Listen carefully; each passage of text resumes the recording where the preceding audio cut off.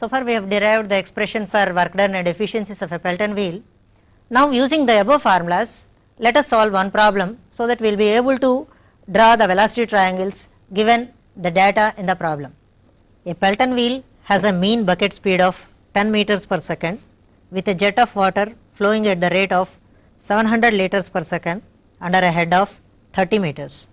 The buckets deflect the jet through an angle of 160 degrees. Calculate the power and efficiency of the turbine. Assume coefficient of velocity as 0.98. The velocity triangle for the above problem is drawn here. It is given that the speed of bucket u is equal to u1 is equal to u2 is equal to 10 meters per second, and the discharge is given as 700 liters per second. Converting it to meter cube per second, it becomes 0.7 meter cube per second. The head of the water is given as 30 meters per second and the angle of deflection is given as 160 degrees, which means that the blade angle at outlet is equal to 180 minus 160 degrees, that is 20 degrees. It is also given that the coefficient of velocity Cv is equal to 0.98. We know that velocity of jet V1 is given by Cv root 2gh. Substituting the above values in the formula, we get the velocity of jet as 23.77 meters per second. From the inlet velocity triangle, Vr1 is equal to V1 minus U1, where V1, which we have already found out as 23.77, and U1 is given as 10 meters per second. Thus, the relative velocity at inlet becomes 13.77 meters per second. We also know that from the inlet velocity triangle, it is Vw1 is equal to V1, therefore it becomes 23.77 meters per second. Since there is no friction loss from the inlet to the exit, the relative velocity at the outlet Vr2 is equal to the relative velocity at inlet, which is equal to 13.77 meters per second. From the outlet velocity triangle, Vw2 is equal to Vr2 cos phi, that is the horizontal component of Vr2, minus U2 will give us the value of Vw2. So, from the outlet velocity triangle, we can say that Vw is equal to Vr2 cos phi minus U2. We already know that Vr2 is equal to 13.77, and substituting the values, we get Vw2 as 2.94 meters per second. It is already given that the discharge is 700 liters per second, that is discharge is given as Q is equal to AV1, which is equal to 0.7 meter cube per second. Therefore, work done per second is equal to rho AV1 into Vw1 plus Vw2 into U, where AV1 is equal to Q.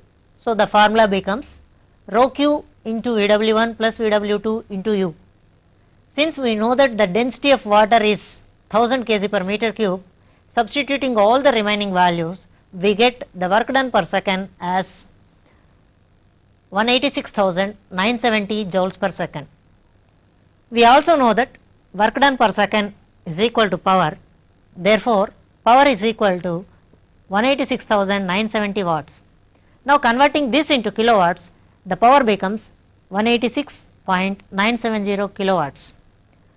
Hydraulic efficiency is given by eta hydraulic is equal to 2 into Vw1 plus Vw2 into U divided by V1 square. Substituting the values of Vw1, Vw2 and U and V1, we get the hydraulic efficiency as 0.9454, or we can say that the hydraulic efficiency as 94.54%. So far we have learned about the impulse turbine. Now we discuss about the second type of turbine, that is reaction turbine. Under this reaction turbines, we learn about Francis turbine, which is a reaction turbine and which is a mixed flow turbine also, and which comes under the heading of medium head turbine, and also it is a medium specific speed turbine. Now we see the constructional details and the working of Francis turbine. The functions of speed ring are: it directs the water from the scroll casing to the guide vanes or wicket gates. it resists the load imposed on it by the internal pressure of water and the weight of the turbine and electrical generator and transmits the same to the foundation. Figure shows the two views of Francis turbine. Modern Francis turbine is a mixed flow type reaction turbine in which water enters radially and leaves axially. The water from the penstock enters a scroll casing which completely surrounds the runner. The purpose of casing is to provide an even distribution of water around the circumference of the turbine runner and maintains constant velocity throughout this runner. To maintain constant velocity of water throughout its path around the circumference of the runner, the cross sectional area of this casing is gradually reduced so that the velocity is maintained constant throughout its path. From the scroll casing, the water passes through a speed ring or steerings. These are the speed rings or steerings. The water from the penstock enters into the scroll casing, and from here it enters into this stay vanes. Naturally, the number of stay vanes will be half that of guide vanes. These are all called guide vanes. From this stay vanes are fixed to a speed ring. This is what we call it as speed ring.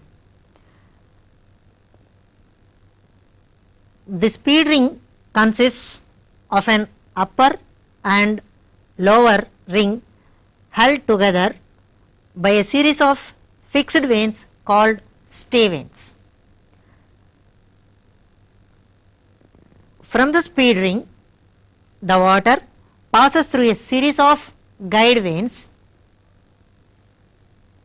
or wicket gates provided all around the turbine runner blades. The function of this guide vanes is to regulate the quantity of water supplied onto the runner and to direct the water onto the runner at desired angle. The shape of the vanes is guide vanes. The shape of the guide vanes is aerofoil shape. The quantity of water passing through these guide vanes can be varied by turning the guide vanes about their axis, so that the width of the passage between the two guide vanes can be varied, and thus the quantity of water flowing through the guide vanes can be controlled, and thus the quantity of water flowing onto the runner blades can be controlled. The runner of Francis turbine consists a series of curved vane. Generally they will be around 16 to 24 in number, evenly arranged around the circumference in the annular space between the two plates. The vanes are so shaped that the water enters the runner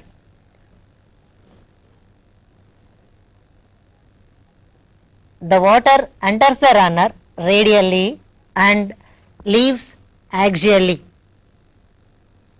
The change in direction of flow of water from radial to axial produces a circumferential force on the runner which makes the runner to rotate. During this change of direction, this runner will move in a circular path, so that this will be converted to rotary motion.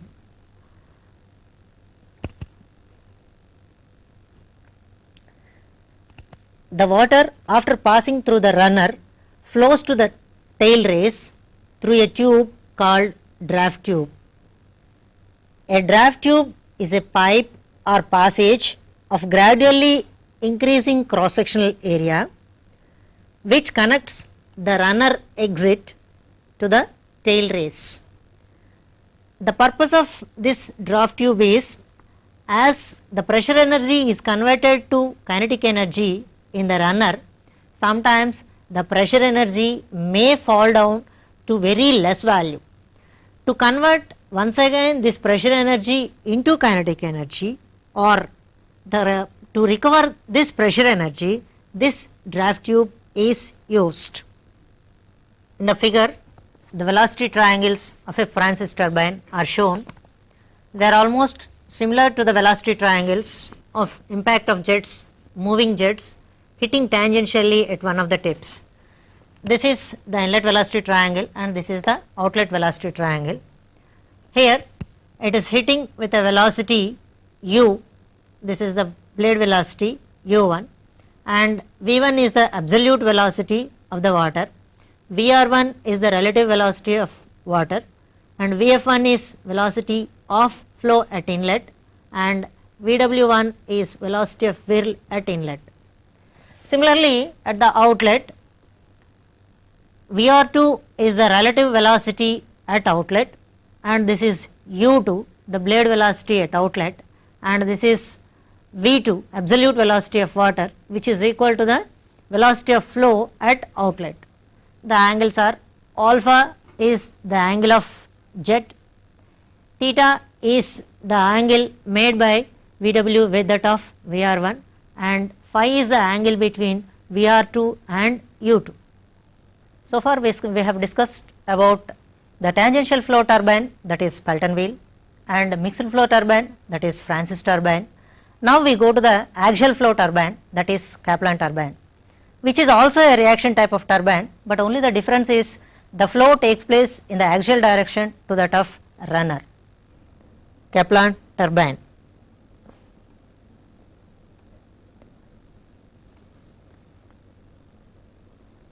For the Kaplan turbine, the discharge through the runner is given by Q is equal to pi into d naught square minus dB square into Vf1, where d naught is equal to outer diameter of the runner, dB is equal to diameter of hub or boss, Vf1 velocity of flow at inlet.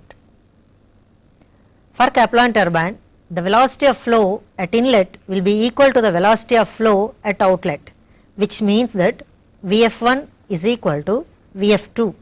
Figure shows the two views of Kaplan turbine. As I already told you, Kaplan turbine is a type of reaction turbine. So it is almost similar to the Francis turbine. The only difference is water enters the runner axially and leaves also axially. That is why it is called as axial flow turbine. Here also water from the penstock enters into the scroll casing. From the scroll casing, water enters onto the guide vanes. The purpose of guide vanes is to direct the water onto the runner blades. Before entering the runner blades, the water changes its direction from radial to axial. Here also the purpose of scroll casing is to maintain constant velocity of water throughout. To maintain the constant velocity, the cross section of the scroll casing is gradually reduced so that the velocity of flow will be maintained constant. This runner vanes will be around 4 to 6 in number.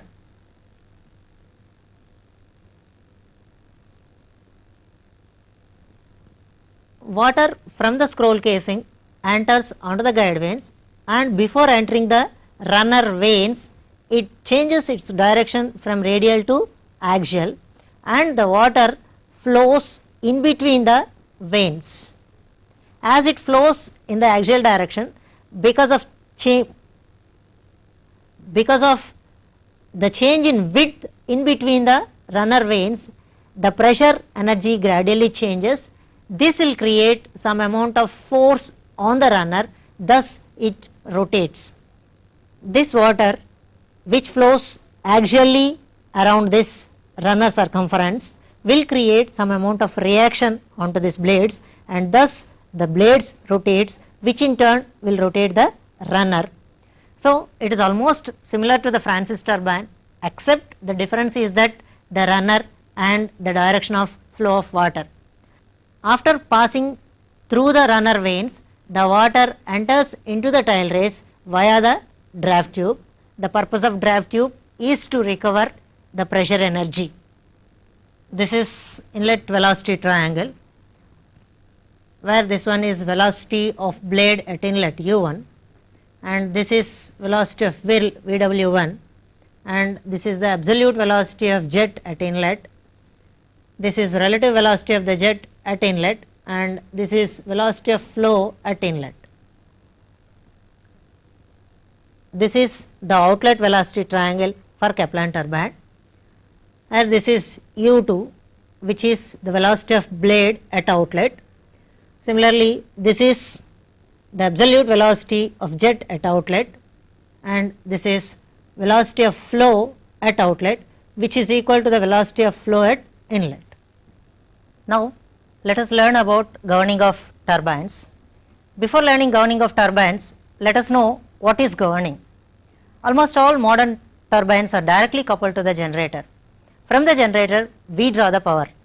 Suppose we draw more amount of power, which means that we say that the load on the generator has increased. Suppose we are drawing less amount of power from the generator, then we say that the load on the generator has decreased. Suppose if the load on the generator has decreased, which means that the load on the generator decreases, and thus the load on the turbine also decreases. Since the load on the turbine decreased, the speed of the turbine increases. As the speed of the turbine increases, which is directly coupled to the generator, so the speed of the generator also increases. Similarly, suppose if the load on the turbine or the generator increases, which means that we are drawing more amount of power or more amount of electricity, the speed of the generator decreases, or in other words we can say the speed of the turbine also decreases. So, in this way the speed varies. As the speed of the turbine varies, the speed of the generator also varies. So, the frequency of the electricity will vary. You know, the frequency of the electricity should be maintained constant, otherwise which may cause a lot of problems. This maintaining constant speed irrespective of load conditions is called governing of turbines. This governing is done by controlling the quantity of fluid that is entering onto the turbine runner. This can be achieved either for impulse turbines or reaction turbines in different manners. Now, we will learn about the governing of impulse turbines. The main components in the governing of turbines are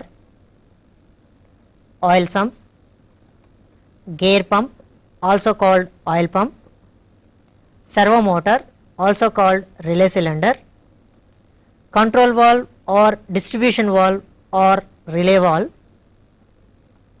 centrifugal governor, pipes,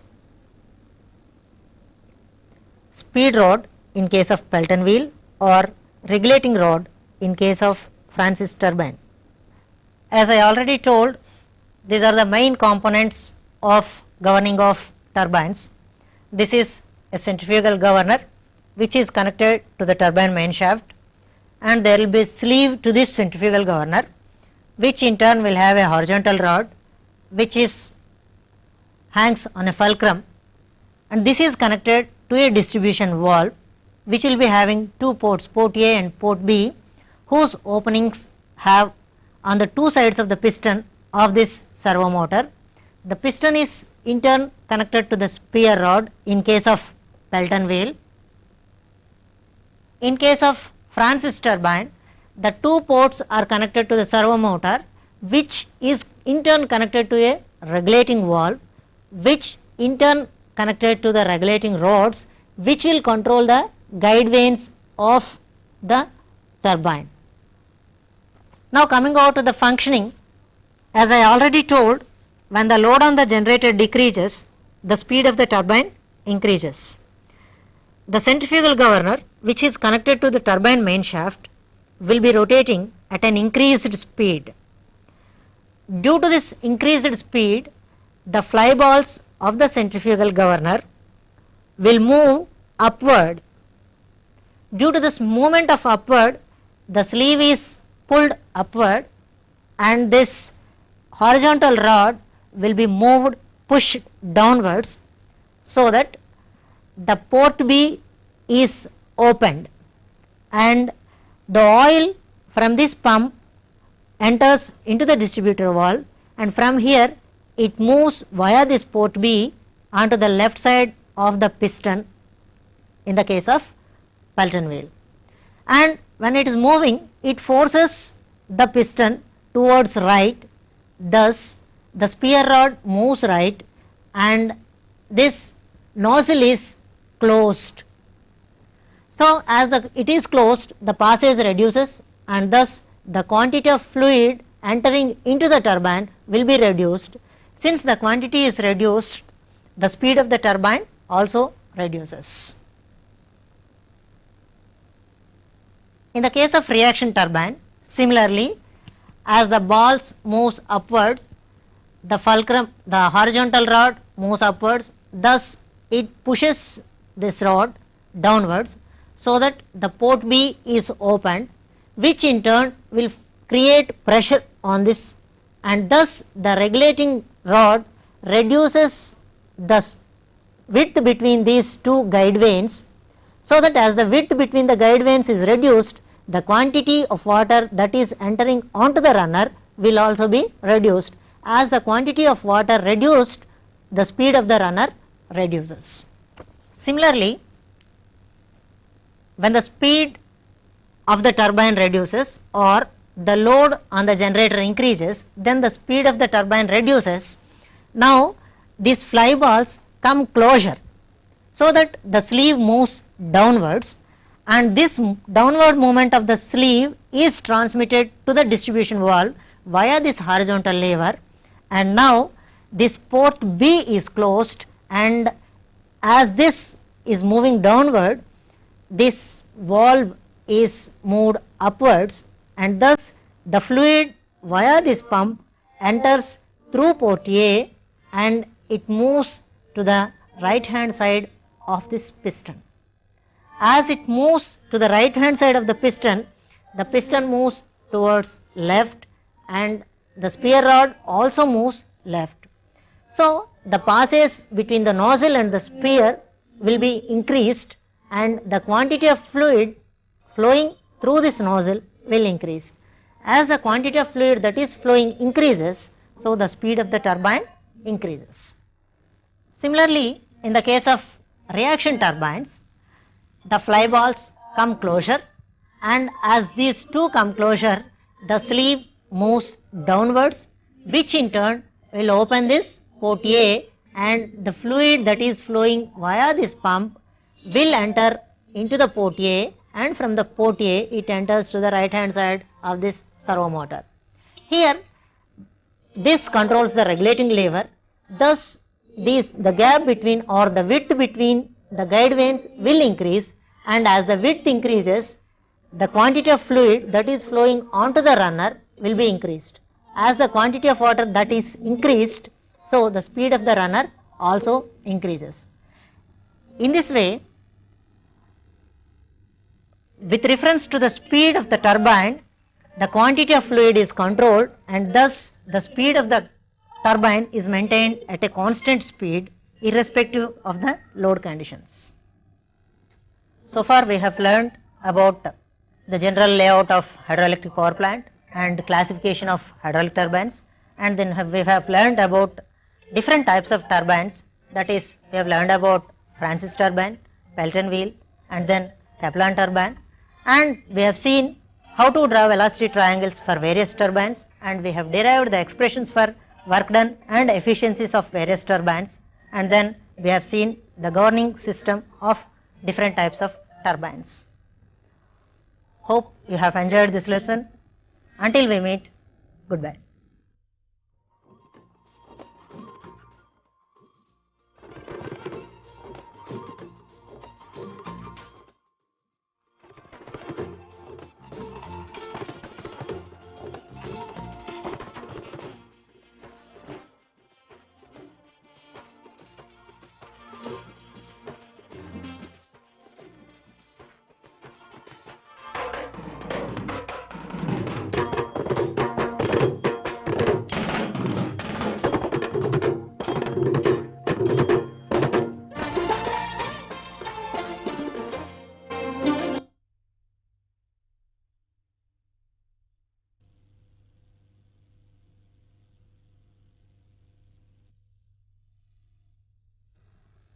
Dear students, in our houses we might be seeing different machines which are used to pull up the water from the wells and from our bores, etc. The machines which we are using in our houses, or sometimes during the irrigation purpose also, we use certain machines to get the water from the rivers to our plants or to our cultivation. The machines which are used are called as pumps. In today's class we are going to learn about hydraulic pumps. Now let us define what is a hydraulic pump. Hydraulic pumps are the hydraulic machines which convert the mechanical energy supplied to them into hydraulic energy. All the pumps increase the pressure energy of the liquid, which is subsequently converted into potential energy as the liquid is lifted from a lower level to a higher level. Now we see how the pumps are classified. Pumps can be classified into two different categories. One is positive displacement pumps and the second one is rotodynamic pumps. The example for positive displacement pumps is reciprocating pumps, and the example for rotodynamic pumps is centrifugal pumps. In positive displacement pumps, the liquid is sucked and then it is actually pushed or displaced due to the thrust exerted on it by a moving member, which results in lifting the liquid to the required height. The rotodynamic pumps have a rotating element called impeller, through which as the liquid passes, its angular momentum changes and thus the pressure energy of the liquid is increased. Now we see the first type of pump, that is reciprocating pump, the main part and its working. Now let us see the main parts of a reciprocating pump. The first part is a cylinder with piston, piston rod, connecting rod and a crank. The second part is suction pipe. Next part is delivery pipe, suction valve, delivery valve. Figure shows the main components of reciprocating pump. It consists of a cylinder with piston, piston rod and a connecting rod and a crank, and it will also have a suction pipe which is used to suck the water from the sump, and a delivery pipe which is used to deliver the liquid to the level where we want to deliver. And there will be two different valves, one is suction valve and the second one is delivery valve. These two valves are one-way valves, that is they can open only in one direction or they will allow the water to flow only in one particular direction. When the crank starts rotating, the piston moves to and fro in the cylinder. When the crank is at A, the piston will be at the extreme left position. As the crank starts rotating from A to C, the piston also moves from the left to the right extreme position. This movement of piston from the left extreme to the right extreme creates certain amount of partial vacuum within this cylinder. As the liquid in the sump is at atmospheric pressure, the pressure at this cylinder will be less than the pressure in the sump. Due to this pressure difference, the liquid flows from the sump into the cylinder. After this, as the crank moves from C to A, that is, when the crank is moving from A to C, the suction valve is opened and the liquid is sucked from the sump into the cylinder, and the cylinder is completely filled with water. And when the crank rotates from C to A, now the piston starts moving from extreme right to extreme left. During this movement, it forces the liquid within the cylinder, and due to this thrust or due to the force that is created by the piston on the liquid, it pushes the delivery valve, or the delivery valve is opened and the pressure head is created on this particular liquid and it is pushed to the delivery pipe, and thus the water is lifted from the sump to the delivery pipe.